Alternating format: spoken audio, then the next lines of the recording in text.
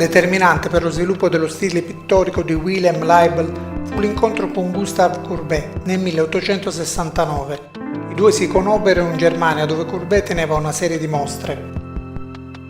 Il confronto incrementò l'entusiasmo di Leibl nel dipingere soggetti con il realismo tipico dello stile di Courbet. Un realismo incentrato nel mettere in evidenza la realtà così com'era, senza allegorie o mistificazioni e senza menzogne, concentrandosi sul racconto del vero.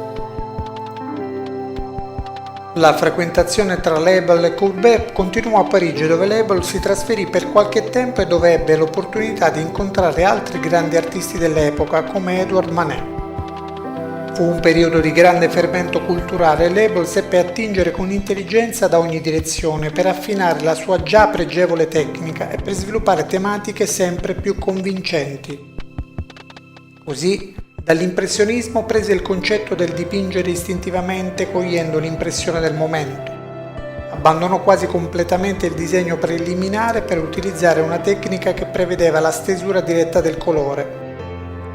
Allo scoppio della guerra franco-prussiana tornò in Germania e si stabilì per qualche tempo a Monaco di Baviera.